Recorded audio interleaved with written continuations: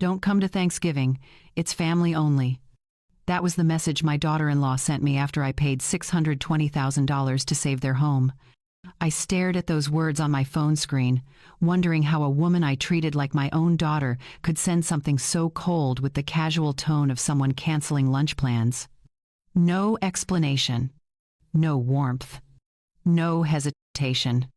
Just a single line meant to shut me out of a holiday I once hosted for the whole family. The same family table where I had fed them countless meals. The same Thanksgiving where my late husband used to carve the turkey while everyone laughed and argued over who got the crispy skin. Before I continue, let me ask you something. Thanksgiving is coming up soon, and I want to know, how are you preparing for yours this year? Are you hosting? Are you the one cooking the turkey? Or are you showing up with the pies? Maybe you're planning to skip it altogether this year. Drop a comment and tell me where you're watching from and what your Thanksgiving plans look like. And hey, if you've ever had your own revenge moment during the holidays, or if someone ever uninvited you from something after you helped them, I want to hear that story too. Hit that like button, subscribe, and let's get through this story together, because what happens next is going to shock you. Now, back to that message. I read it 3 times, each word sharper than the last. The funny thing about betrayal is that it rarely arrives screaming. It slides in quietly, dressed in polite words that barely hide the cruelty underneath. My thumb hovered over the screen. Part of me wanted to call her immediately and ask what she meant. Part of me wanted to demand an explanation, to remind her of everything I had sacrificed.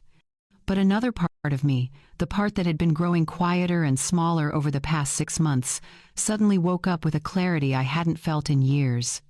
So I typed one simple reply. Okay, noted. 2 words. That was all. I didn't argue.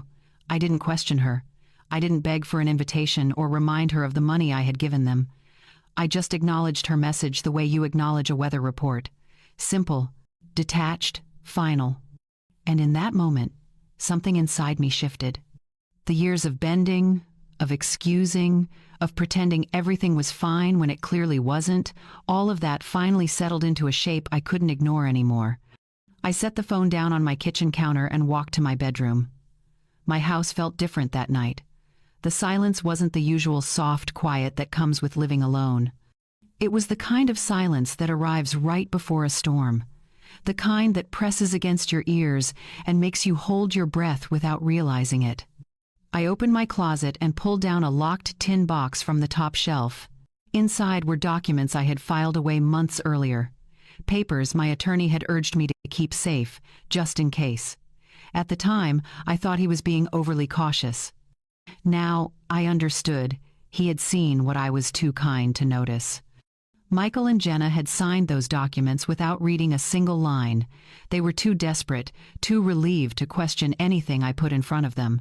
Trusting me was easy. Respecting me, apparently, was not. I ran my fingers over the edges of the papers, feeling the weight of what they represented. Legal protection, clear boundaries, consequences they never imagined would matter. That night, I didn't cry. I didn't rage. I didn't even feel particularly sad. What I felt was something quieter and far more dangerous. Resolve. The next morning, I woke to something I hadn't expected. 87 missed calls. I stared at my phone screen, watching notification after notification light up the display.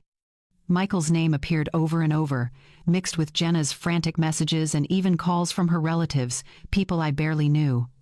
Mom, please call me back. We need to talk. Something's wrong, please pick up. Why aren't you answering? I set the phone down and made myself a cup of coffee. The kettle bubbled on the stove, filling my kitchen with a familiar sound that felt strangely comforting. I poured the water slowly, watching the steam rise, and for the first time in months, I felt like I could breathe properly. They knew something was wrong. They could sense it. My silence had finally spoken louder than any argument ever could. But they didn't know what was coming yet. They didn't know that the woman they dismissed, the mother they excluded, the person they treated like an ATM with emotional attachments, had already set something in motion that couldn't be stopped. And I wasn't about to tell them. Not yet. Because revenge doesn't start with rage or dramatic confrontations. It starts with calm, the kind that settles deep in your bones when someone mistakes your kindness for weakness, one time too many. I took a sip of my coffee and let my phone buzz again on the counter. Another call from Michael, another voicemail I wouldn't listen to, another vibration that meant they were finally starting to panic. Good. Let them wonder. Let them worry. Let them feel the weight of being ignored, the same way I felt it every time they canceled plans or excluded me from gatherings or sent those polite little excuses about why I wouldn't enjoy their parties. But before I explain what happened next, let me take you back to where this whole mess started. Let me show you how a single midnight phone call 6 months earlier led me to this kitchen, this coffee, and this moment of perfect, quiet clarity. Because the truth is, that Thanksgiving text wasn't the beginning. It was just the moment I finally stopped pretending everything was okay. My name is Helen Parker, and I am 71 years old. I know what you're thinking. 71 sounds like someone who should be slowing down, taking things easy, maybe spending days watching game shows or knitting blankets for grandchildren who visit twice a year. But that's never been who I am. I lost my husband, David, 11 years ago. Heart attack. Quick and cruel, the kind that doesn't give you time to say goodbye or finish the argument you started that morning about whose turn it was to take out the trash. One moment he was complaining about the coffee being too weak, and the next moment he was gone. The grief came in waves that first year. Some days I functioned perfectly. Other days I sat in his favorite chair and cried until my throat hurt. But somewhere between the funeral flowers wilting and the sympathy cards piling up in a drawer I never opened again, I learned something important. Silence can be a companion. It can sit with you at breakfast. It can follow you through the grocery store. It can even tuck you in at night when the bed feels too big and the house feels too empty. But silence can also be a warning. And on the night Jenna sent that message, the silence in my home felt different. It wasn't the usual quiet that comes with watering plants or folding laundry. It was the kind of silence that arrives right before a truth you've been avoiding finally shows its face. I've always been the type of person people underestimate. I'm small, just over 5 feet tall, with white hair I keep short because long hair at my age feels like I'm trying too hard. I wear comfortable shoes. I buy groceries on Tuesdays when the store is less crowded. I pay my bills on time and keep my house tidy without being obsessive about it. People see a quiet older woman and assume I'm fragile, that I need protecting, that I don't notice things. They're wrong. I notice everything. I notice when someone's smile doesn't reach their eyes. I notice when conversations go silent the moment I walk into a room. I notice when invitations stop coming and excuses start piling up like dirty dishes no one wants to wash. And I especially notice when my son starts avoiding eye contact. Michael was always a gentle child, soft-hearted in ways that made him easy to love and easy to hurt. He cried when we ran over a squirrel on the highway. He brought home stray cats and argued passionately about why we needed to keep them. He was the kid who gave his lunch money to classmates who forgot theirs, even if it meant he went hungry. That kindness never left him, even as he grew into a man who stood 6 feet tall and developed his father's broad shoulders. But kindness without boundaries becomes a weakness, and Michael never learned how to say no to the wrong people. Enter Jenna. They met at a company event 7 years ago. She worked in marketing, he worked in sales, and within 3 months they were engaged. I remember the first time he brought her to my house for dinner. She arrived with flowers, complimented my cooking, and laughed at all the right moments. I wanted to like her. I tried to like her. But there was something about the way she looked at my home that bothered me. Not with admiration or comfort, but with assessment. Like she was cataloging everything, measuring its worth, deciding what could be useful later. Still, I told myself I was being paranoid. Maybe it was just the protective instinct of a mother who didn't want to share her son. Maybe I was reading too much into a glance or a tone. Maybe I was just lonely and jealous that someone else would become the most important person in his life. So I pushed those feelings down and welcomed her into our family. The wedding was beautiful. Expensive, but beautiful. They honeymooned in Europe for 3 weeks, posting photos that made their life look like a magazine spread. When they bought their first house, I helped with the down payment. Not much, just enough to make the numbers work. Michael was grateful. Jenna sent a thank you card with a generic message that could have been copied from the internet. That should have been my first real warning. But mothers have a terrible habit of making excuses for the people their children love. We convince ourselves that things will get better, that time will smooth out the rough edges. That love will teach people how to be kinder. We're usually wrong. Over the years, I watched Jenna slowly take control of every decision in their marriage, where they lived, what they bought, who they spent time with, even when they visited me. At first, Michael would call on his own. We'd talk for an hour about nothing important, work stress, funny things he saw, memories of his father. But slowly, those calls became shorter. Then, less frequent. Then they stopped altogether unless Jenna was on the line too, steering the conversation like a captain navigating through rocks. I started hearing phrases I knew didn't come from my son. We think it's better if... We've decided that. We feel like you should. We. Always we. As if Michael's thoughts had been absorbed into hers, leaving no room for his own voice. And whenever I suggested something, anything, that didn't align with what Jenna wanted, the answer was always the same. Mom, you're overthinking it. Mom, you're being sensitive. Mom, we don't want to upset you, so maybe it's better if... Sensitive, fragile, easily upset. Those were the words she planted in his head, and eventually, he started repeating them without even realizing it. But I wasn't fragile, I was observant. And what I observed was a pattern of distance that only broke when they needed something. Money for a car repair, help with a home project. Babysitting their dog when they went on trips I wasn't invited to join. I gave freely because that's what mothers do. We give even when it hurts, even when we know we're being used, even when every instinct tells us to pull back and protect ourselves. But there's a limit to how much a person can give before they realize they're pouring into a bottomless well. I just didn't know I'd reached that limit until the night Jenna sent me that message about Thanksgiving.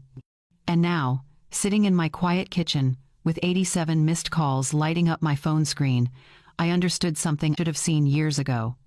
They didn't value me. They valued what I could provide. And the moment I stopped providing, I stopped mattering. But that was about to change. Because the woman they dismissed, the mother they underestimated, the person they thought would always bend and forgive and give one more chance, had finally run out of mercy. And mercy, I was learning, is only beautiful when it's deserved. It happened 6 months before that Thanksgiving text. I was already in bed, reading a book I'd been trying to finish for weeks. The kind of mystery novel where you think you know who did it, but the author keeps throwing in twists that make you second-guess everything. I remember thinking how funny it was that I loved these kinds of stories, where nothing is what it seems and everyone has secrets. I should have recognized the irony. My phone rang at 11:43 p.m. Nobody calls that late unless something is very wrong or very drunk. I grabbed it off my nightstand, squinting at the screen. Michael's name glowed in the darkness. My stomach dropped before I even answered. Mom? His voice cracked on that single word. Not the normal crack of a bad connection, but the kind that comes when you've been crying and trying to hold it together and failing miserably at both. Michael, what's wrong? There was a pause, then a sound I hadn't heard since he was 12 years old and broke his arm falling off his bike. A sob, raw and desperate and completely unguarded. We're going to lose the house. 5 words. That was all it took to shatter my peaceful evening and pull me into a nightmare I didn't even know they were living. What do you mean, lose the house? What happened? He stopped, took a breath, started again. We refinanced 2 years ago. We thought we could handle it. But then we needed work done on the roof, and the AC unit died, and Jenna's car needed replacing, and we kept thinking we'd catch up, but we didn't. In the background, I could hear Jenna crying. Loud, theatrical sobs that sounded less like genuine distress and more like a performance. The kind of crying that demands attention and sympathy and immediate action. How much are we talking about? I asked, even though part of me didn't want to know. $620,000. I sat up straighter in bed. $620,000? The original mortgage was $300, but we refinanced for more to consolidate some debt, and then we took out a home equity line, and then a personal loan to cover some investments that didn't work out. And now everything's coming due at once and we can't. His voice broke again. We can't make the payments, Mom. They're going to foreclose. We've got maybe 60 days before we lose everything. My mind raced through the math. $620,000. That wasn't credit card debt or a car payment they'd missed. That was years of decisions piling up like garbage no one wanted to take out. That was living beyond their means and hoping the future would somehow fix the present. Michael, how did this happen? You both have good jobs. You've been working steadily. Where did the money go? Jenna's voice cut through the background noise, sharp despite the tears. Tell her about the business opportunity. Tell her we were trying to invest in our future. Business opportunity. That phrase made my chest tighten. What business opportunity? Michael hesitated. Jenna's cousin had this startup idea. He needed investors. It seemed solid at the time. How much did you give him? $80,000. I closed my eyes. $80,000 to a cousin with a startup idea. The decision made by people who watch too many success stories and ignore all the failure statistics. And the rest? We wanted to upgrade the kitchen. And the trip to Italy for our anniversary. And Jenna needed a new car because hers was getting old. And we thought if we just invested a little more, the returns would cover everything. But they didn't. And now? His voice dissolved into something I couldn't bear to hear. My son, my gentle, trusting, too kind for his own good son, was falling apart on the other end of the phone. And in the background, Jenna's sobs grew louder. Perfectly timed. Perfectly desperate. Please, Mom, I know it's a lot to ask. I know we messed up. But we don't know what else to do. If we lose this house, we lose everything.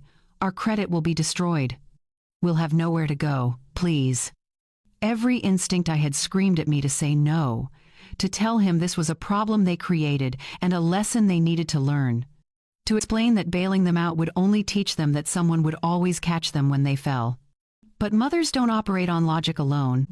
We operate on love, even when love is the worst possible advisor. I thought about Michael as a little boy, showing up at my door with scraped knees and broken toys, trusting that I could fix anything. I thought about the years after David died, when Michael called every single day to make sure I was okay. I thought about the man he could be if he just learned to stand up for himself and make better choices. And I thought about the woman crying in the background, the one who seemed to cry loudest whenever money was involved. Mom, are you still there? I'm here, I said quietly. I wouldn't ask if we had any other option. I swear, we've tried everything. We talked to the bank. We looked into loan modifications. We even tried selling some things. But it's not enough. It's never enough.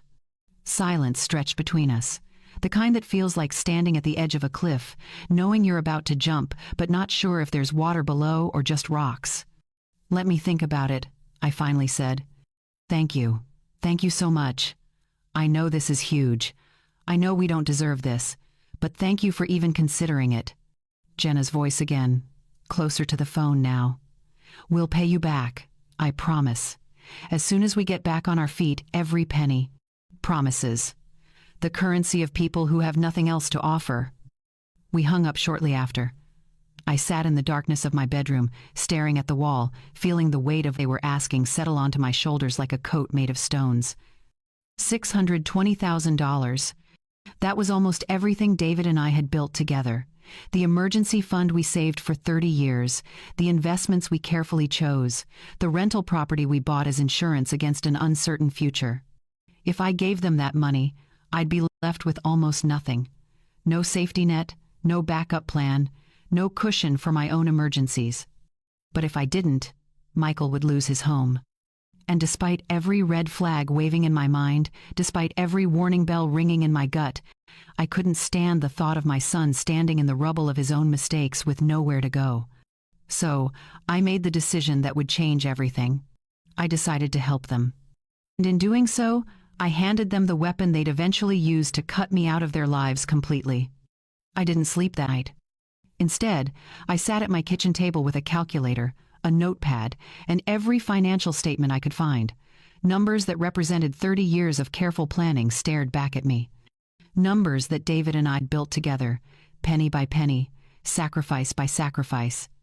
The emergency fund, $60,000 we'd saved by skipping vacations and driving old cars and eating leftovers until we were sick of them. The investment portfolio, $240,000 carefully grown over decades. Money we'd planned to use for our retirement travels, the trips we never got to take because David died before we could pack our first suitcase. The rental property, $320,000 in equity from a little house 2 towns over that we'd bought as insurance. David always said you needed a backup plan, something solid you could fall back on if everything else collapsed. Together, it added up to exactly $620,000. Everything we had. I stared at those numbers until my eyes burned. Each one represented a piece of our life together. The fund was our safety, the portfolio was our dreams, the property was our legacy. And now I was about to hand all of it over to save my son from consequences he'd create himself. But what choice did I have? I called my financial advisor the next morning, a man named Gerald who'd worked with David and me for over 20 years. He knew every dollar we had and where it came from. "Helen, are you absolutely sure about this?" he asked after I explained what I needed. "No," I said honestly, "but I'm doing it anyway. This is your entire safety net. If something happens to you, if you need medical care or assisted living or even just home repairs, you'll have nothing left." "I know. And you're giving this to your son? Not loaning it?" I paused. That word felt important. Loan. It implied repayment. It implied terms and expectations and accountability. "I'm helping my son save his home," I said carefully. Gerald sighed. The kind of sigh financial advisors give when they know you're about to make a terrible decision but can't legally stop you. "At least let me draft an agreement, something that protects you if things go wrong. Just basic documentation that clarifies this is a loan, not a gift." "Okay," I agreed, mostly because it seemed to make him feel better. "And Helen? Get a lawyer to review it before they sign. Not theirs, yours." "I will." 2 weeks later, I sat in my attorney's office with documents spread across his desk. Jonathan Hayes had handled David's estate after he died, and I trusted him more than most people I knew. He read through the agreement Gerald had drafted, making notes in the margins with a pen that probably cost more than my monthly grocery bill. "This is good," he said finally, "but I want to add a transparency clause." "What's that?" "It allows you to release copies of this agreement to third parties if anyone accuses you of wrongdoing related to these funds. It's protection against slander or defamation. If someone tries to twist the narrative later, you'll have legal standing to show exactly what happened. Do you think that's necessary?" He looked at me over his reading glasses. "Helen, you're about to give away your entire life savings to family members. In my experience, money changes people. And when it does, they rarely remember things the way they actually happened. Michael wouldn't do that." "Maybe not, but you're not just helping Michael." He was right, of course. Jenna would have equal access to that money. And Jenna, I was beginning to understand, saw the world very differently than my son did. "Add the clause," I said. 3 days later, I met Michael and Jenna at a coffee shop downtown. I brought the paperwork in a manila folder that suddenly felt heavier than it should. Michael looked exhausted, dark circles under his eyes, his shirt wrinkled like he'd slept in it. Jenna looked anxious but put together, her makeup perfect, her smile nervous. "I still can't believe you're doing this," Michael said as soon as I sat down. "Let's just go over the agreement first," I replied, sliding the folder across the table. Jenna reached for it immediately, but I noticed she barely glanced at the first page before flipping through the rest. Her eyes skimmed the words without really reading them. Michael did the same, nodding along like he was agreeing to terms and conditions on a website. "This just says you're lending us the money to save the house, and if we can, we'll pay you back," Jenna summarized. "Right?" "There's more detail than that," I said. "You should read it carefully." "We trust you, Mom," Michael said. "If you and your attorney think this is fair, then it's fair." Jenna was already signing her name at the bottom. Quick, confident strokes that betrayed no hesitation whatsoever. Michael signed next. Neither of them read past the first paragraph. I should have insisted. I should have made them sit there and go through every line, every clause, every word that might matter later. But I didn't. Because part of me still wanted to believe this was simple, that I was helping family and family would honor that help with gratitude and respect. How naive I was. The money transferred within 48 hours. I watched my accounts drain in real time, numbers disappearing from one place and appearing in another. 60,000, 240,000, 320,000. Gone. All of it. When the final transfer completed, I sat at my computer staring at the nearly empty balance. $12,000. That was all I had left from a lifetime of saving. My phone rang almost immediately. Mom, it went through. The bank confirmed everything. We're going to keep the house. Michael's voice shook with relief. I don't know how to thank you. I don't know what we would have done if you hadn't helped us. You're my son, I said simply. That's what mothers do. Jenna took the phone from him. Helen, you saved us. You literally saved our entire lives. I promise we'll never forget this. We're going to make you so proud. We're going to turn everything around and show you this wasn't a mistake. Promises again. So many promises. That weekend, they invited me over for dinner. A thank you celebration, they called it. Jenna cooked, which was rare. She made roast chicken and vegetables and even attempted a pie that came out slightly burned but tasted fine. Michael hugged me 3 times before we even sat down to eat. Jenna gave a toast. To Helen, who gave us a second chance when we didn't deserve one. We love you so much. It felt genuine. It felt warm. It felt like maybe, just maybe, this sacrifice would bring us closer together instead of pulling us apart. For exactly 3 weeks, everything seemed fine. They called regularly. They invited me to lunch. They even brought over flowers one Tuesday afternoon for no reason at all. Then, slowly, things started to shift. The calls became shorter, the invitations less frequent, the flowers stopped coming. And Jenna started using a phrase that made my chest tighten every time I heard it. We don't want to bother you.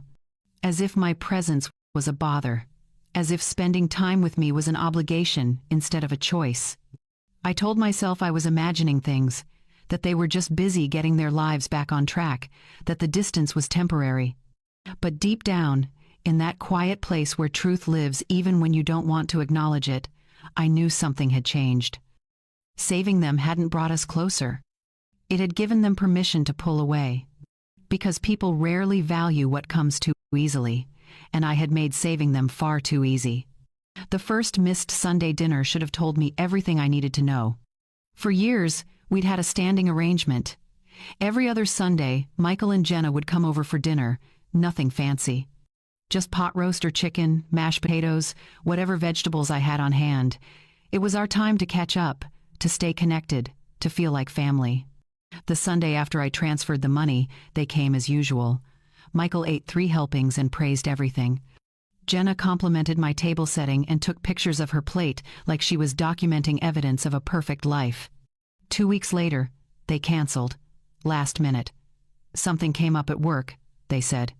The Sunday after that, they didn't even call. Just sent a text an hour before they were supposed to arrive. So sorry, not feeling well. Rain check? Rain check. As if family dinners were appointments you could reschedule like dentist visits. I told myself it was fine. People get busy. Life happens. They were probably still adjusting to their new financial stability, probably working extra hours to make sure they never ended up in that situation again. I reheated the pot roast I'd made and ate it alone at a table set for 3. The pattern continued. Canceled plans. Last-minute excuses. Text messages instead of phone calls. And slowly, painfully, I started to notice something that made my stomach turn. They weren't too busy for everyone, just too busy for me. I found out about the backyard barbecue from a photo Jenna posted online. There was Michael at the grill, wearing an apron I'd given him for Christmas. There was Jenna laughing with a group of people I vaguely recognized from their wedding. There were tables full of food, string lights hung between trees, and at least 20 people enjoying themselves in the home I'd saved. I wasn't invited. I stared at that photo for longer than I should have, zoomed in on their faces, happy and carefree, looked at the date stamp. It was last Saturday. The same Saturday Jenna had texted me saying they were having a quiet weekend at home and needed to rest. Quiet weekend. Right. I could have said something, could have called Michael and asked why I wasn't included, but I already knew the answer. Or worse, I'd get an excuse wrapped in concern. We didn't think you'd enjoy it, Mom. It was loud and went late. We know you like your peace and quiet. As if I was too old and fragile to handle a barbecue. The next blow came 3 weeks later. I'd made my famous chicken casserole, the one Michael had loved since he was 8 years old. I thought maybe if I showed up with food, the way I used to when he first moved out, we could spend some time together. No pressure, no expectations, just a mother visiting her son. I drove over on a Thursday evening, the casserole dish warm in a towel on the passenger seat. When I pulled up to their house, I noticed several cars in the driveway. Nice cars. The kind that belong to people with money and status. I almost turned around right there. But I'd already come all this way, and the casserole was hot, and maybe they'd invite me in. Maybe we'd laugh about the surprise. Maybe it would be like old times. I knocked on the door, balancing the dish in one hand. Jenna answered. Her smile froze the moment she saw me. Not a natural pause, but the kind of freezing that happens when you see something you specifically didn't want to see. Helen. Hi. She didn't open the door wider, didn't invite me in, just stood there blocking the entrance like a guard protecting something valuable. I made chicken casserole, I said, holding up the dish. I thought you might like some. Behind her, I could see the dining room. The table was set beautifully. Cloth napkins, wine glasses, candles. 4 people sat around it, dressed in business casual, mid-conversation. It looked like a scene from a magazine, elegant, intentional, exclusive. Oh, that's so sweet, Jenna said, her voice too bright. But we're actually in the middle of a dinner party, kind of a formal thing. Work people. Work people! The same excuse she'd used before. I can just drop this off and go, I offered. You know what, why don't you keep it? We're honestly so full already, and I'd hate for it to go to waste here. You should enjoy it. She was turning down my food. In all the years I'd known her, she'd never once refused something I cooked. She used to beg me for recipes, ask me to teach her my techniques, tell everyone her mother-in-law was the best cook she knew. Now she was handing my gesture back to me like returning a sweater that didn't fit. Jenna, who's at the door? Michael's voice came from inside. Just someone dropping something off, she called back. Not your mother, not Helen, just someone. Something inside me cracked. I should have called first, I said quietly. No, it's fine. We just have a full house tonight. You understand. I understood perfectly. Michael appeared behind her, guilt written all over his face. Mom, I didn't know you were coming. Obviously, I said. We would have invited you, but this is kind of a networking thing. Jenna's boss and some clients. It's important for her career. Important for her career. But apparently, I wasn't important enough to even mention. It's fine, I lied. I'll just head home. Wait, let me walk you out, Michael said. But Jenna's hand on his arm stopped him.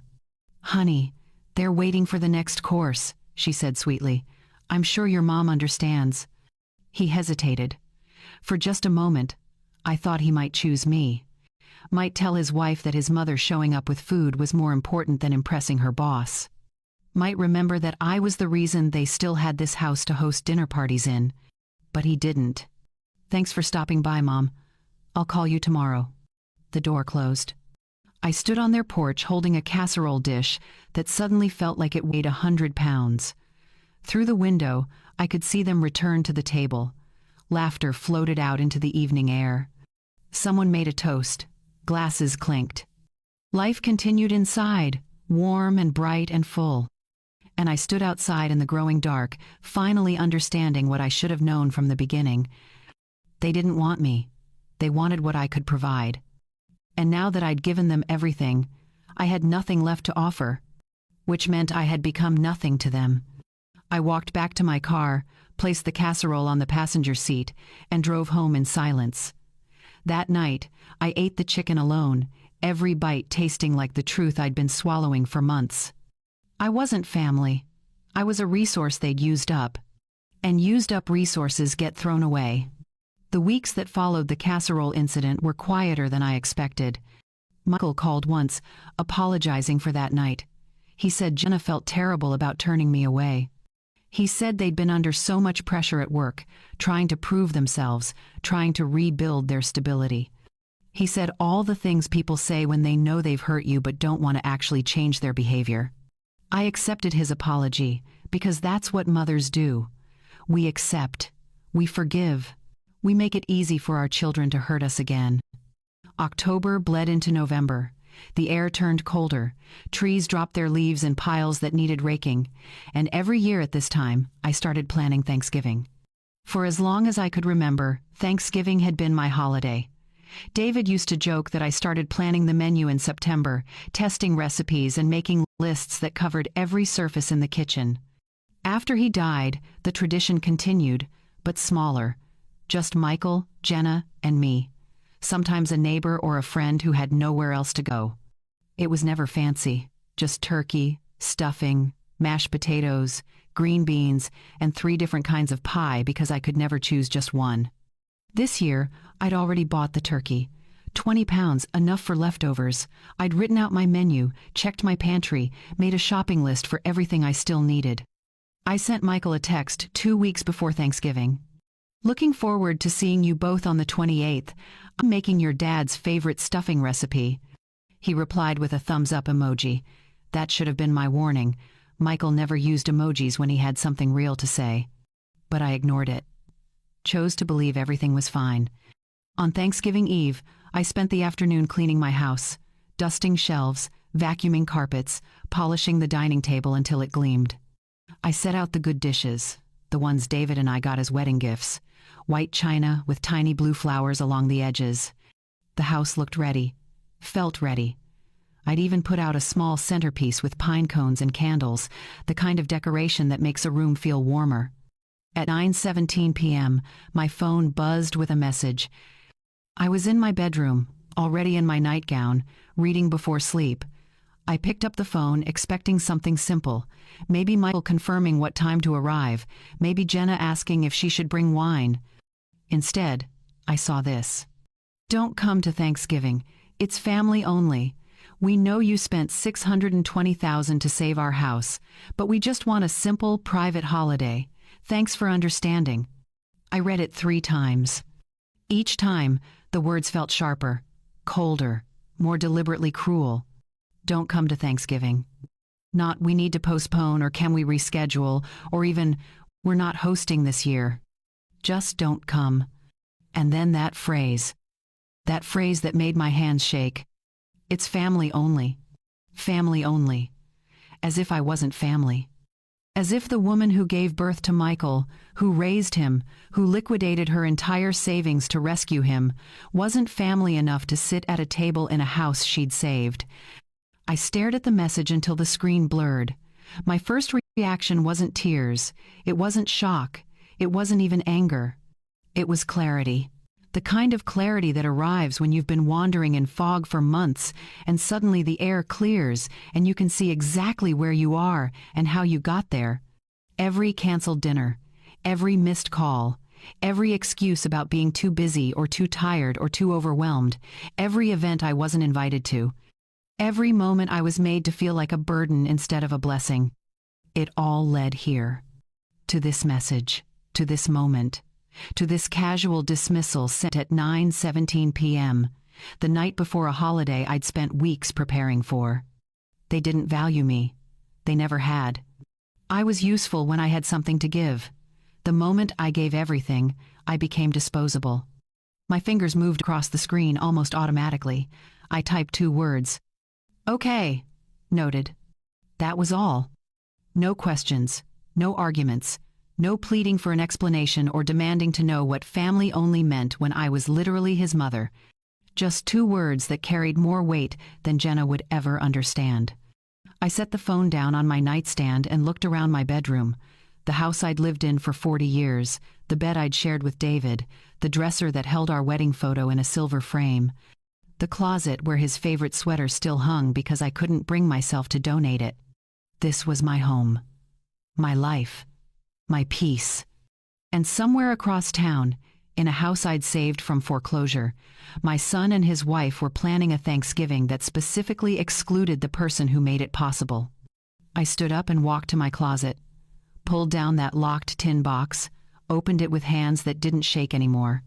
Inside were the documents they'd signed without reading, the agreement with all its clauses and protections and carefully worded boundaries, the transparency clause Jonathan had insisted on adding, the proof that I'd protected myself even when I was trying to help them. I ran my fingers over the pages, feeling the texture of the paper, the weight of what they represented. For months, I'd told myself I was overreacting, that I was being too sensitive, that mothers should expect less and forgive more, that family was supposed to be difficult sometimes. But family wasn't supposed to be cruel. And that message, sent so casually, with such little regard for how it would land, was the cruelest thing anyone had done to me since David died. I pulled out my phone and called Jonathan. It was late, but he answered on the third ring. "Helen, everything okay?" "I need you to move forward with the withdrawal," I said. My voice was calm, steady. The kind of calm that comes not from peace but from decision. "Are you sure? Once we start this process, there's no going back." "I'm sure." "What happened?" "They uninvited me from Thanksgiving, called it family only." There was a long pause. When Jonathan spoke again, his voice was different, professional. Sharp. "Send me the message. I'll file the paperwork first thing Friday morning." "Thank you." "Helen, they're going to panic when they realize what's happening." "I know. They're going to call. They're going to show up at your door. They're going to beg." "I know that too." "And you're prepared for that?" I looked at the message on my screen again, those words that cut deeper than they had any right to. "Yes," I said. "I'm prepared." We hung up.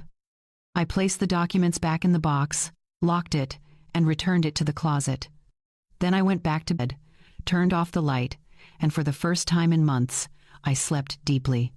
Because revenge doesn't start with rage or screaming or dramatic confrontations. It starts with a decision. A quiet decision made in the dark by someone who finally understands that kindness without boundaries is just another word for being used. And I was done being used. Tomorrow was Thanksgiving. They'd eat their private, family-only meal without me. And by the time the leftovers were gone, they'd understand exactly what they'd lost when they sent that message. Not just my presence, but my protection. The morning after that message, I woke up feeling strangely light. Not happy, not relieved, but unburdened, like I'd been carrying something heavy for months and finally set it down.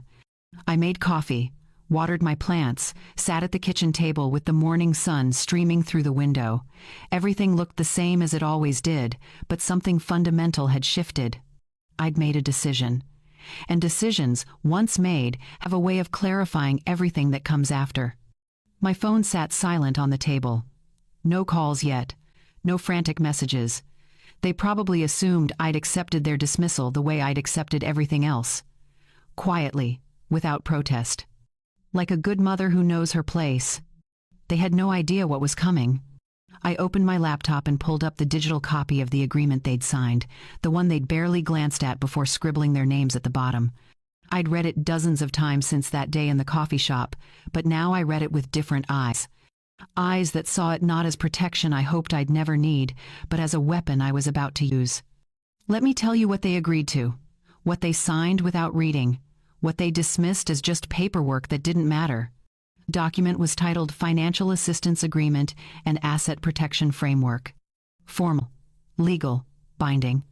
Jonathan had drafted it carefully, including language that most people would skim over, assuming it was just standard legal protection for a large monetary gift.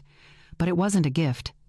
And the protections went both ways. Section 1 outlined the amount. $620,000 transferred from my accounts to theirs for the specific purpose of preventing foreclosure on their primary residence. Section 2 clarified that while no formal repayment schedule was required, the funds were structured as a loan, not a gift. This mattered for tax purposes, it mattered for estate planning. And it mattered because loans can be called in under certain conditions. Section 3 was where things got interesting. It stated that my continued financial support was conditional on maintaining reasonable family relationship standards. The language was deliberately vague, but Jonathan had explained it to me like this: if they treated me poorly, if they excluded me without cause, if they demonstrated through their actions that they no longer valued our family relationship, I could withdraw my support. Not immediately, not capriciously, but if a pattern of exclusion or disrespect could be documented, I had legal standing to protect myself. Section 4 outlined what would happen if I exercised that right. The full amount would become immediately due. Not in installments, not with grace periods, immediately. If they couldn't pay within 30 days, the debt would convert to a lien against their property. The house I'd saved would become collateral for the money they owed me. And if they still couldn't pay, I had the right to force sale. When Jonathan first explained this section, I'd hesitated. "That seems harsh," I'd said. "It's protection," he'd replied. "You're giving them everything you have. The least they can do is treat you with basic respect. And if they don't, you shouldn't be left with nothing while they enjoy the life you funded." I'd agreed because it made sense, but I never thought I'd actually use it. Until now. Section 5 was the transparency clause, the part Jenna would come to regret most. It stated that if anyone, including Michael or Jenna, made false or misleading statements about the nature of my financial assistance, I had the right to release the full agreement to any relevant parties: family, friends, community members, anyone who needed to see the truth. This wasn't about public humiliation. It was about protection from slander. Jonathan had seen too many cases where generous family members got painted as villains after giving everything they had. People who helped getting accused of manipulation or control, or secretly expecting something in return. The transparency clause meant that if they tried to twist the narrative, I could show exactly what happened. No embellishment, no interpretation. Just the signed document that proved I'd helped them and asked for nothing except basic human decency in return. There was one more section, Section 6, the one that would matter most in the coming days. It required them to maintain good faith communication and inclusion in significant family events. Another vague phrase, but Jonathan had been specific about what it meant. Holidays, birthdays, major celebrations, the kind of events that define family relationships. If they systematically excluded me from these events without reasonable cause, it constituted a breach of the agreement, not a minor breach, not something we could overlook, but a fundamental violation of the spirit in which the money was given. "They'll never enforce this against you," Jonathan had said when we drafted it. "They need you too much. They'll be grateful enough to include you naturally." He'd been wrong. They'd taken the money, signed the papers, and then slowly, methodically, pushed me out of their lives. Every canceled dinner, every missed call, every event I learned about through social media instead of an invitation. And now, this message, this Thanksgiving message that spelled it out so clearly even a lawyer couldn't misinterpret it. "It's family only." That phrase alone was enough to trigger Section 6, but combined with everything else, the months of exclusion and dismissal, it created an undeniable pattern. I picked up my phone and looked at the message again. Read it one more time to make sure I wasn't overreacting, that I wasn't being too sensitive, too fragile, too old to understand what they really meant. But no matter how many times I read it, the meaning stayed the same. They didn't want me there. And they felt comfortable enough in their position, secure enough in their house, confident enough in my continued generosity to tell me so directly. They'd forgotten one crucial thing. The house wasn't secure, their position wasn't safe, and my generosity had limits they'd never bothered to find. Until now. I called Jonathan back. It was Thanksgiving morning. He was probably with his family, preparing his own meal, enjoying his own traditions. "Helen," he answered, "I've been expecting your call. Did you change your mind?" "No," I said firmly. "I want to move forward. Today. Today! It's Thanksgiving." Exactly. They're having their family-only Thanksgiving. I think it's appropriate that they spend it understanding what family actually means. There was a pause, then a sound that might have been a smile. You want them to receive the notice today? Yes. It'll be electronic. Email and certified digital delivery. Both of them will get it. Probably right around dinner time. Perfect. Helen, once I send this, there's no taking it back. The 30-day clock starts immediately. Understand? They'll panic. They'll call you. They'll show up at your house. Let them. Another pause. Longer this time. All right, Jonathan said. Give me 2 hours. I'll have everything filed and sent by noon. Thank you. And Helen? For what it's worth, I think you're doing the right thing. Nobody should be treated the way they treated you, especially not by people they saved. We hung up. I looked around my quiet kitchen, the house where I'd planned to host Thanksgiving, the table that would stay empty today. The turkey I'd already donated to a neighbor who had a house full of guests. Everything was still, calm, ready. And somewhere across town, Michael and Jenna were preparing their family-only meal, completely unaware that their perfect Thanksgiving was about to become the worst day of their year. 'Cause they'd made one critical mistake. They'd underestimated the quiet woman who'd given them everything. And quiet women, when pushed too far, don't yell. They plan. I slept better that Thanksgiving night than I had in months. No tossing. No waking at 3 in the morning with anxious thoughts racing through my mind. No staring at the ceiling wondering what I'd done wrong or how I could fix a relationship that was already broken. Just deep, dreamless sleep. The kind that comes when you finally stop fighting against a truth you've known all along. When I woke up Friday morning, sunlight was already streaming through my curtains. I stretched, made my bed, and walked into the kitchen to start my coffee. That's when I saw my phone on the counter. The screen was lit up with notifications, dozens of them, so many that the phone had stopped vibrating and just sat there glowing with urgency. I picked it up and stared at the number at the top of the screen. 87 missed calls.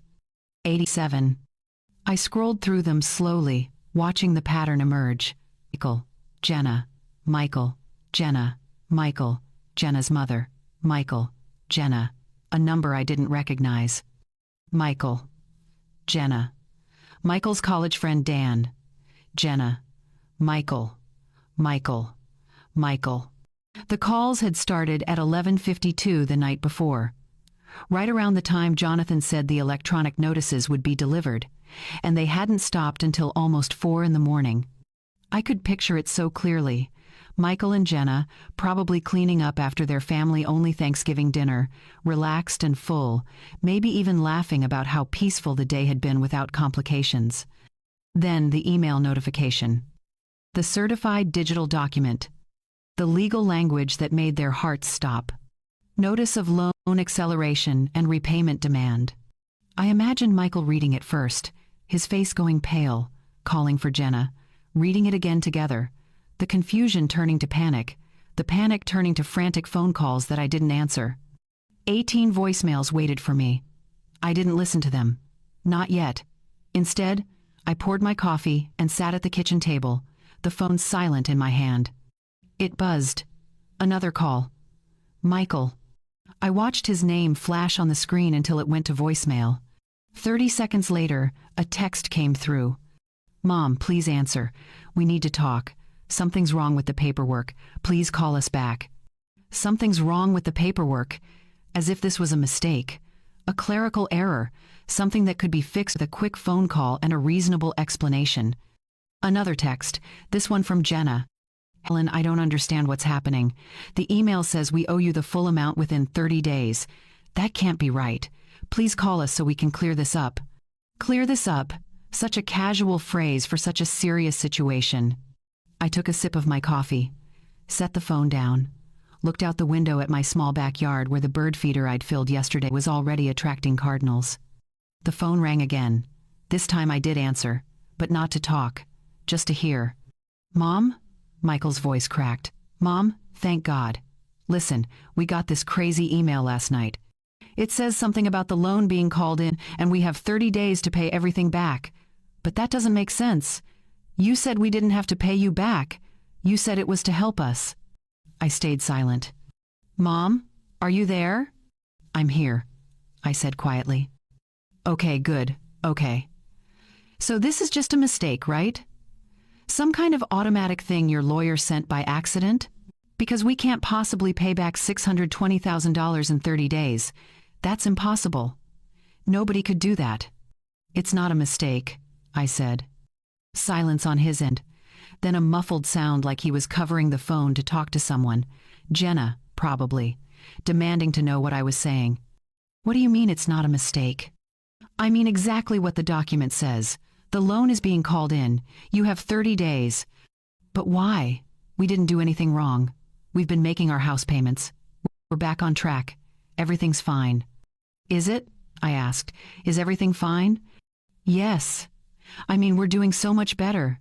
The house is secure. We're managing our money better. We're exactly where we need to be. And where am I, Michael? Another pause. Longer this time. What do you mean? Where am I in your life, in your family, in your plans? You're my mother. You're always going to be in my life. Am I? Because yesterday you sent me a message saying Thanksgiving was family only, which means you don't consider me family. I heard him take a sharp breath, the sound of someone realizing they'd stepped on a landmine but not knowing how to back away without triggering the explosion. Mom, that wasn't. Jenna didn't mean it that way. She just meant it was going to be small. Just the two of us. Quiet. We thought you'd want a break from hosting. I didn't host. I was planning to host, until you told me not to come. It came out wrong. The message came out wrong. We would have invited you, but we thought you needed rest. You're always so stressed after big dinners. Lies. Comfortable, easy lies that he'd probably told himself until he believed them. Uncle, do you remember signing the agreement? The what? The paperwork. When I gave you the money. The documents you both signed. Barely. We were so stressed. We just wanted to save the house. You said it was standard stuff. Did you read it? Silence. Did you read what you signed? Not really, he admitted. We trusted you. You should have read it. Because if you had, you'd know that the money was conditional. You'd know that excluding me from family events counts as a breach. You'd know that dismissing me the way you have for months was exactly what would trigger this situation. Mom, please, this is insane. You can't just demand $620,000 because we missed some dinners.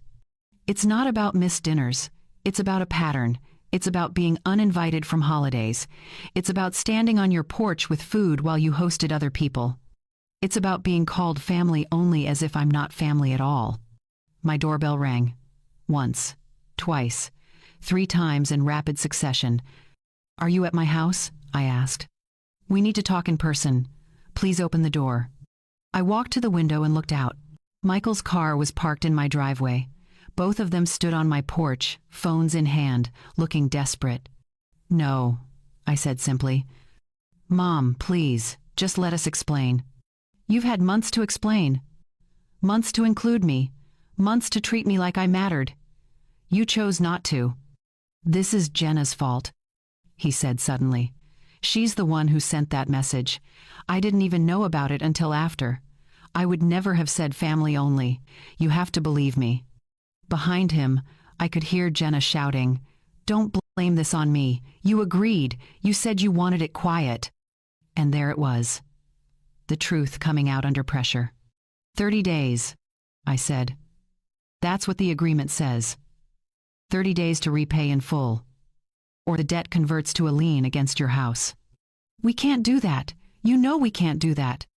Then you'll lose the house, the same house I saved. The same house where you hosted family-only Thanksgiving. I hung up. The doorbell rang again. Longer this time. More insistent. I could hear them arguing on my porch, their voices rising.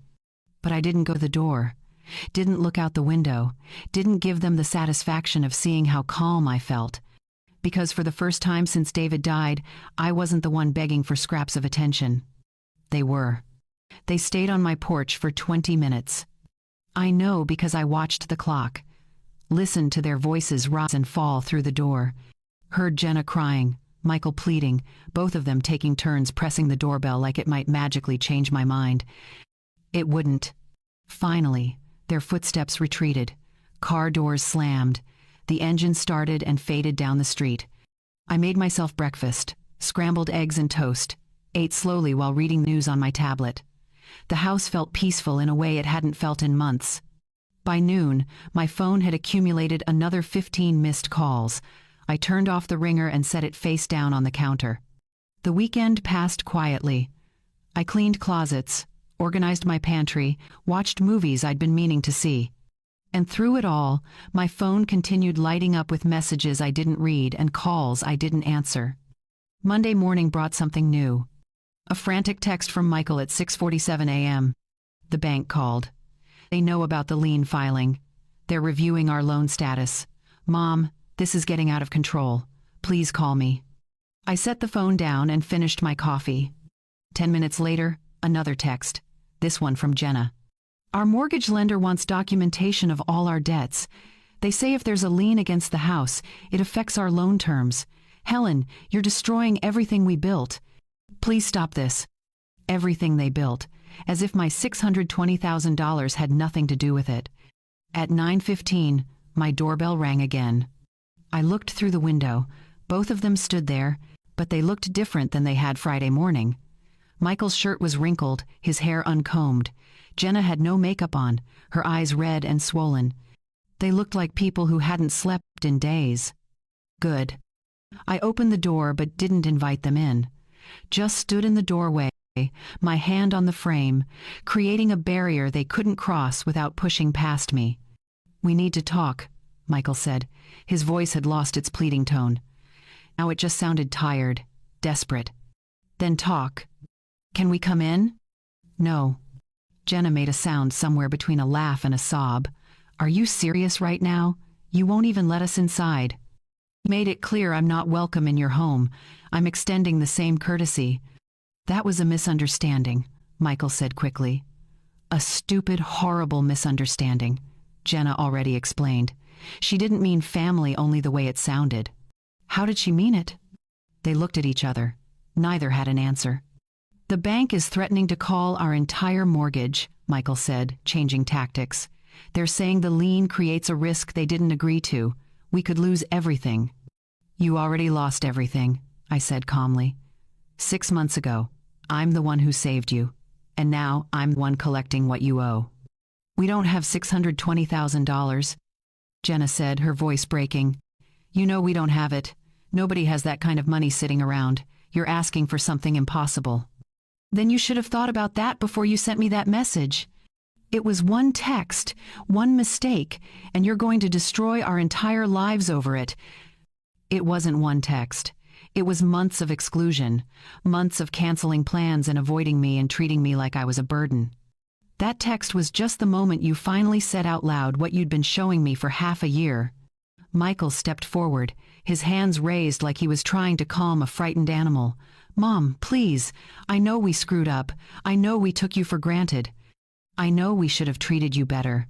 But this punishment doesn't fit what we did. This is nuclear. Is it? Because from where I'm standing, all I'm doing is asking for my money back. Money you agreed to repay if certain conditions weren't met. You signed that agreement. You didn't bother reading it, but you signed it. We signed it because we trusted you, Jenna said bitterly. We thought you were helping us, not setting a trap. I was helping you, and all I asked in return was basic respect, basic inclusion, basic acknowledgement that I exist. You couldn't even give me that. So what now? Michael's voice cracked. You want us to lose our house? You want us on the street? Is that what would make you happy? I want you to understand consequences. I want you to feel what it's like when someone you counted on pulls their support away. I want you to know how it feels to be dismissed and excluded and treated like you don't matter. Jenna wiped her eyes with the back of her hand. We'll go to a lawyer. We'll fight this. You can't just change the terms of a gift after you gave it. It wasn't a gift. It was a loan. And your lawyer will tell you the same thing mine already has. The agreement is legally binding. You signed it. You violated the terms. And now the full amount is due. "We'll tell everyone what you're doing," she threatened. "We'll tell them how you're using money to control us, how you're punishing us for wanting one quiet holiday." I smiled, not a warm smile, not a friendly smile, but the smile of someone who'd already thought 3 steps ahead. "Go ahead. Tell whoever you want, because the agreement includes a transparency clause. The moment you start spreading your version of events, I have the legal right to release the full documentation to anyone who asks, every signature, every clause, every text message. Let's see whose story people believe when they see the evidence." Her face went white. "You wanted distance," I continued. "You wanted me out of your family circle. You wanted holidays without me. Well, I'm giving you exactly what you asked for. Distance. Complete, total, permanent distance. And the price of that distance is $620,000. "Mom, please," Michael tried one more time. "There has to be a way to fix this." There was. For months there was. You could have included me. You could have valued me. You could have treated me like family instead of an ATM you were embarrassed to be seen with. But you didn't, and now the time for fixing things has passed. "So that's it?" Jenna said, her voice hollow. "You're really going to take everything from us?" "No," I corrected. "I'm taking back what was mine. You're the ones who spent it, wasted it, and then threw me away when you didn't need me anymore. This is just you living with the choices you made." I stepped back and put my hand on the door. "You have 26 days left. I suggest you figure something out." And I closed the door and locked it. For 3 days, my phone stayed quiet. No calls from Michael, no texts from Jenna, no frantic doorbell rings at dawn. It was like they'd finally accepted that I meant what I said. I should have known better.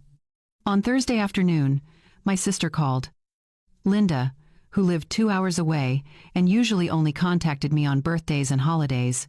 "Helen, I need to ask you something," she said after the briefest of greetings. "All right. Is it true you're forcing Michael and Jenna out of their house?"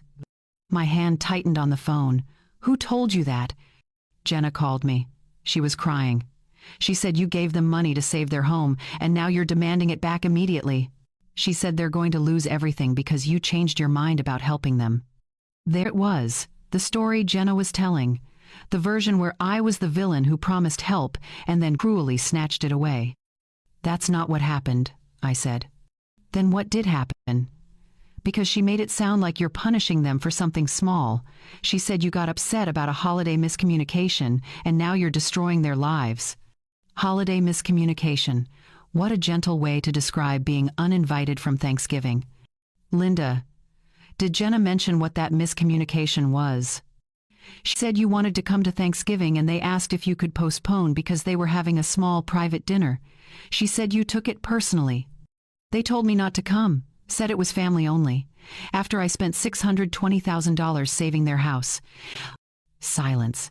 Then, "Family only? But you're Michael's mother." "Exactly." Okay, that's worse than she made it sound. But still, Helen, taking their house over one rude text seems extreme. It wasn't one text. It was months of being excluded, months of canceled plans and ignored calls, and the money wasn't a gift. It was a loan with clear terms they both signed. They violated those terms. Did they know about those terms? They signed a legal agreement. Whether they bothered to read it isn't my problem. Linda sighed. "She's telling everyone you betrayed them, that you used the agreement to trap them, that you're a bitter, lonely woman who's trying to control their lives." Bitter, lonely, controlling. The words people use when they want to dismiss an older woman who refuses to be a doormat. "Let her tell whoever she wants," I said. "The truth has a way of coming out." We hung up shortly after.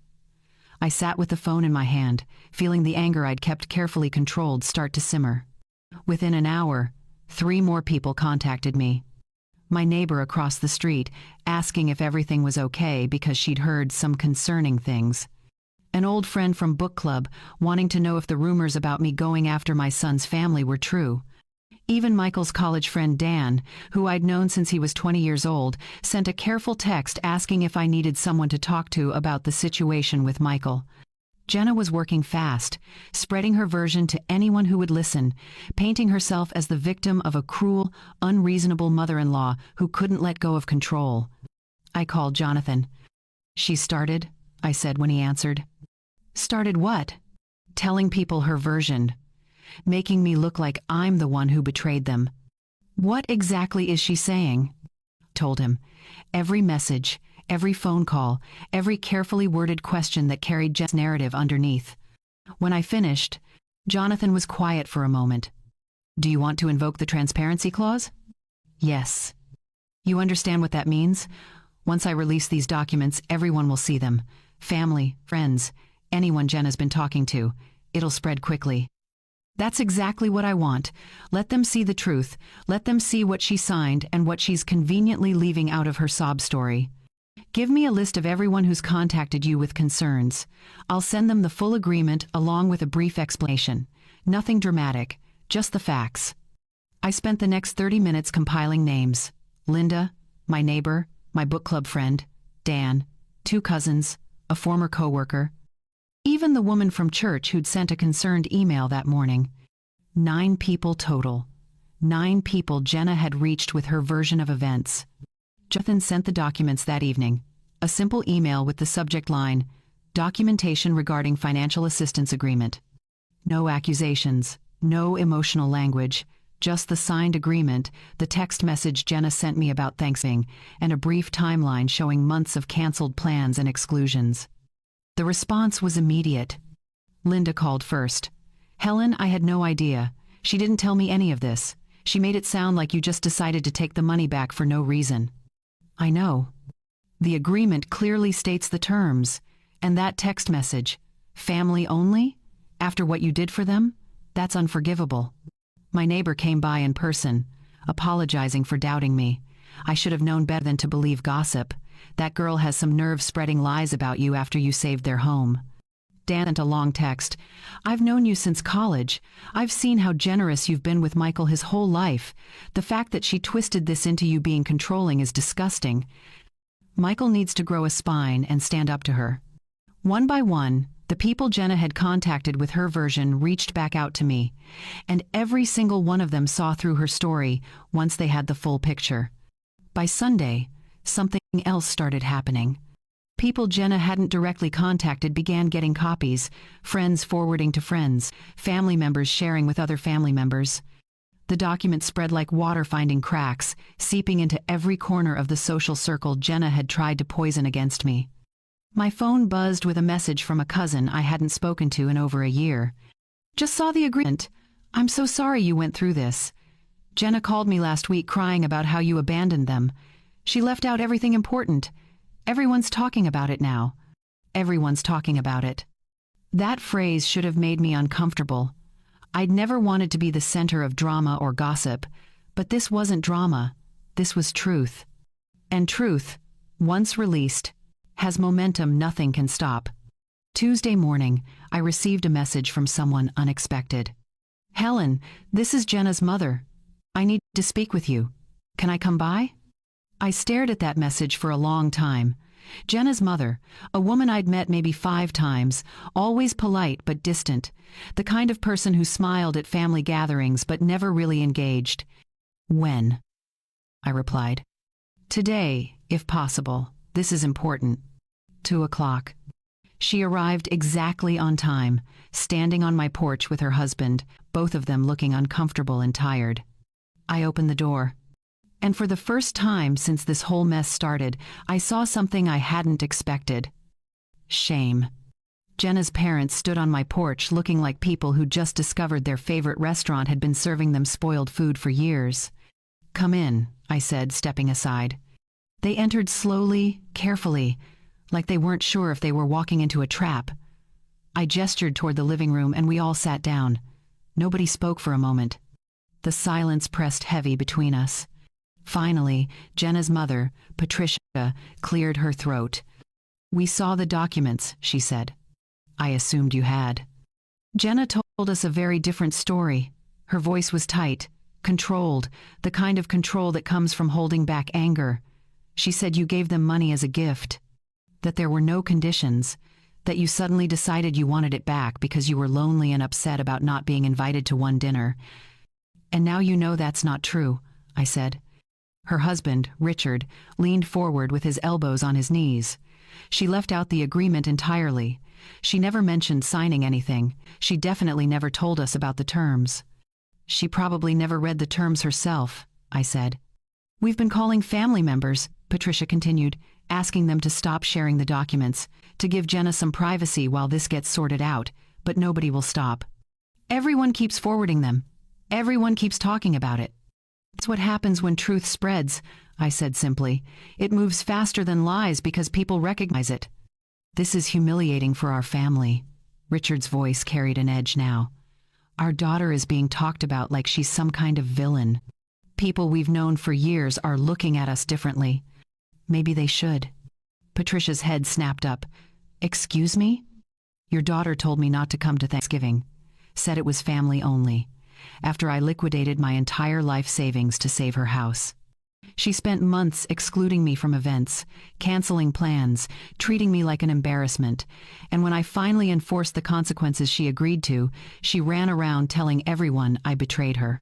So, yes, maybe people should look at your family differently. You trapped her, Patricia said, her voice rising. You gave them money knowing they were desperate, made them sign papers they didn't understand, and now you're using those papers to destroy them. I didn't trap anyone. I protected myself. There's a difference. You're a grown woman. You could have just talked to her, told her the text hurt your feelings, worked it out like adults. Instead, you went nuclear. I looked at her steadily. How many times should I have talked to her? How many canceled dinners should I have accepted? How many events should I have been excluded from before I was allowed to feel hurt? Tell me the exact number, Patricia, because I'd love to know where the line is. She didn't answer. I tried talking. I tried understanding. I tried giving them space and making excuses for why they never had time for me. And it didn't matter, because the problem wasn't communication. The problem was that once they got my money, they didn't need me anymore. That's not fair, Richard said. They were grateful. They told us how much they appreciated what you did. Then why did they uninvite me from Thanksgiving? Silence. Why did I find out about their backyard barbecue from photos posted online? Why did I show up at their house with food, only to discover they were hosting a dinner party I wasn't invited to? Why did every phone call get shorter and every visit get rescheduled until they stopped happening at all? Patricia looked away. Jenna said you were being too sensitive, that you read too much into normal busy schedules. Did she tell you what the text message said, the exact words? She said it was poorly worded. It said, "Don't come to Thanksgiving. It's family only." Those were her exact words. Family only. As if I'm not family. Richard exhaled slowly. She told us it was a misunderstanding, that you misinterpreted what she meant. There's no misinterpreting that phrase. Patricia stood up, her hands clasped in front of her. Regardless of what happened, we're asking you to stop sharing those documents, to let this settle quietly. The damage to Jenna's reputation is already done. Continuing to spread them is just cruel. I'm not spreading them. I released them to people who contacted me with accusations. The transparency clause gives me that right. What happened after that is out of my control. But you could ask people to stop. No. Helen, please. Your daughter tried to make me look like a bitter old woman who turned on her family for no reason. She lied to people I've known for years. She twisted the story to make herself look innocent and me look cruel. The documents are the only thing standing between me and a completely destroyed reputation. So no, I will not ask anyone to stop sharing the truth. Richard stood too. Then there's nothing more to say. You've made your choice. I made my choice when I gave them $620,000. They made their choice when they decided I wasn't worth a seat at Thanksgiving dinner. They walked to the door. Patricia paused with her hand on the handle. She's our daughter. We have to protect her. She's my son's wife, and he's my son, but nobody protected me. They left without another word. I closed the door and leaned against it, feeling the weight of the conversation settle into my bones. They hadn't come to understand. They'd come to manage the damage. To contain the spread of truth because it was making their family look bad. They didn't care that Jenna had hurt me. They cared that people knew about it. My phone buzzed. A message from Michael. Not a plea this time. Not an excuse. Just 5 words that changed everything. "Mom, I finally read it." Then another message. The whole agreement. Every word. I didn't understand what I was signing. I didn't understand what I was asking from you. I'm sorry. And then, a few minutes later, one more message that made something inside me shift. I'm done letting her speak for both of us. I sat down on the couch, staring at those words. This was the moment I'd been waiting for, the moment Michael finally saw what I'd been seeing for months. His wife had controlled the narrative. She'd spoken for him, decided for him, excluded me on his behalf, and he'd let her because it was easier than confronting her. But something had broken. Maybe it was seeing the documents. Maybe it was watching his mother get attacked while he stayed silent. Maybe it was simply realizing that Jenna's version of events didn't match reality. Whatever it was, a crack had formed. And cracks, once they start, have a way of spreading. Michael's message sat on my phone for 2 days before I responded. Not because I was angry, not because I wanted to punish him further, but because I needed to think about what his words actually meant. I'm done letting her speak for both of us. It sounded like accountability, like he was finally seeing what I'd seen all along. But words are easy when consequences are pressing down on you. The real test would be what happened next. On the 3rd day, another message came through. This one wasn't from Michael. It was from Jenna. Long, frantic, desperate in a way I'd never seen from her before. "Helen, I know you probably don't want to hear from me. I know I messed up. I know the Thanksgiving message was horrible and I should never have sent it. I was stressed and overwhelmed and I took it out on you, and that was wrong. So wrong. I've been thinking about it nonstop, and I realize now how much you sacrificed for us, how much you gave up to save our home. And instead of being grateful, I pushed you away. I made excuses. I convinced Michael that we needed space when really I was just uncomfortable with how much we owed you. Not the money, the gratitude. It felt like this weight I couldn't carry, and instead of dealing with it properly, I just avoided you. I'm so sorry. I know sorry isn't enough. I know I hurt you in ways I can't take back. But please, I'm begging you, please tell people to stop sharing those documents. My parents are getting calls. Michael's coworkers have seen them. Even my boss asked me about it because someone forwarded it to the office. Everyone's looking at me like I'm this terrible person and I can't handle the way people are treating me. I made a mistake. One stupid, thoughtless mistake. And now my entire life is falling apart. Please, I'll do anything. I'll apologize publicly. I'll call everyone and tell them I lied. I'll admit I was wrong about everything. Just please make this stop. I can't take it anymore. I read it 3 times. Each time, I felt less sympathy and more clarity. She wasn't sorry she hurt me. She was sorry people knew about it. She wasn't apologizing because she understood what she'd done. She was apologizing because facing consequences was uncomfortable.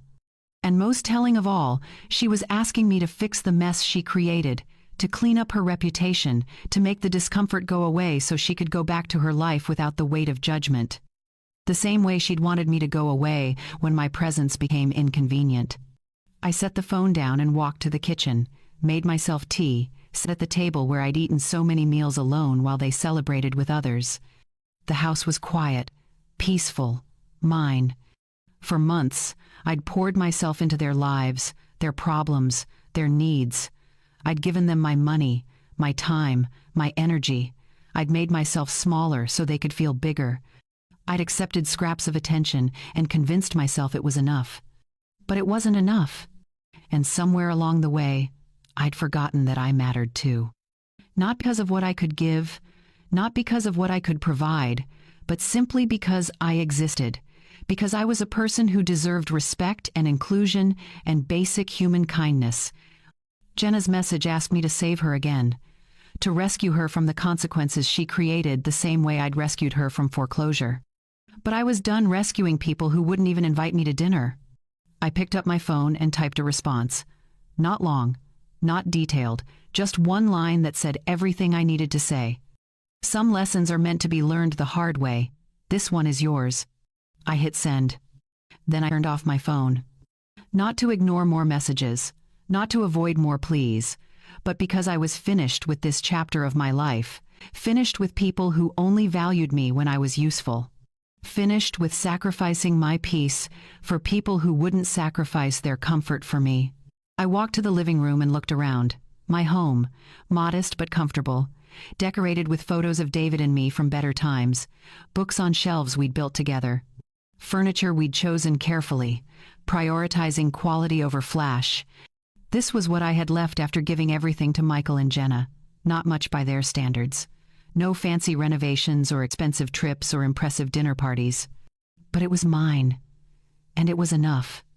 Outside, the sun was setting. Golden light filtered through the windows, making everything glow soft and warm. I sat in David's old chair, the one I couldn't bring myself to get rid of, and felt something I hadn't felt in a very long time. Peace. Not the peace that comes from avoiding conflict, but the peace that comes from standing firm, from choosing yourself when everyone else expects you to keep giving, from finally understanding that your value doesn't depend on how much you sacrifice. The strongest revenge isn't loud, it isn't dramatic, it isn't about making people suffer or watching them fall apart. The strongest revenge is silence, distance, and letting people live inside the consequences they created. I didn't take Jenna's house. She took her own house by treating the person who saved it like garbage.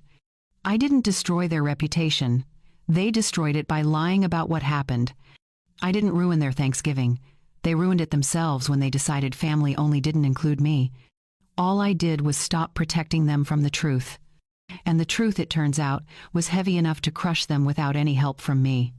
As the room grew darker and the house settled into evening quiet, I thought about the woman I used to be, the one who answered every call, who dropped everything to help, who made excuses for people who didn't deserve them. She was gone now. In her place, someone stronger, someone who knew that kindness without boundaries isn't kindness at all. Someone who understood that you can't pour from an empty cup, and mine had been empty for months while I kept pretending it was full. I'd given them $620,000. They'd given me a text message telling me I wasn't family. And somehow, I was the one who came out ahead. Because I still had myself. And that, I was learning, was worth more than anything could ever repay. Now, if you've made it this far in my story, I want to hear from you. Drop a comment below and tell me what you think. Was I right to enforce the agreement? Would you have done the same? Have you ever had to choose yourself over family? Hit that like button if this story resonated with you, and don't forget to subscribe because there are more stories where this came from. Stories about people who were underestimated, pushed aside, and written off, but who found the strength to stand up for themselves when it mattered most. Thank you for listening to my story. And remember, sometimes the kindest thing you can do for yourself is to stop being kind to people who don't deserve it.